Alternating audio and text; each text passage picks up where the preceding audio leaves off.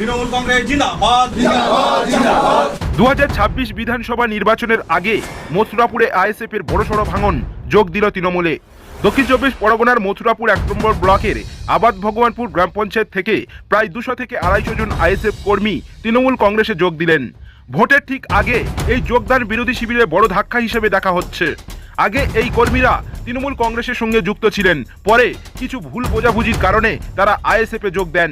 কিন্তু সেখানে দীর্ঘদিন ধরে উন্নয়নমূলক কাজ না হওয়ায় সাধারণ মানুষের পাশে দাঁড়াতে পারেননি, ফলে আবার তৃণমূল কংগ্রেসের প্রতি আস্থা রেখে তারা দলে যোগ দিয়েছেন। অভিষেক ব্যানার্জি জিন্দাবাদ, পি হালদার জিন্দাবাদ, মানি মানুষ জিন্দাবাদ। গ্রামের উন্নয়ন ও সাধারণ মানুষের কল্যাণের জন্য তৃণমূলের কর্মকাণ্ড দেখে এই সিদ্ধান্ত নেওয়া হয়েছে বলে জানান আবাদ ভগবানপুর গ্রাম পঞ্চায়েতের প্রধান জিয়াদ আলী পুরকাইত এবং অঞ্চল তৃণমূল কংগ্রেস সভাপতি নঈমউদ্দিন সাহার নেতৃত্বে বুধবার যোগদান প্রক্রিয়া সম্পূর্ণ হয়। তৃণমূল নেতৃত্ব জানিয়েছেন, আগামী 26শে বিধানসভা ভোট পর্যন্ত আবাদ ভগবানপুর অঞ্চলে বিরোধী শিবিরে শূন্য করার লক্ষ্যে নিয়ে কাজ চলছে।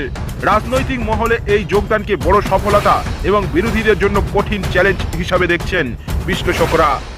না না, কেউ ভয় দেয় নিজের ইচ্ছা।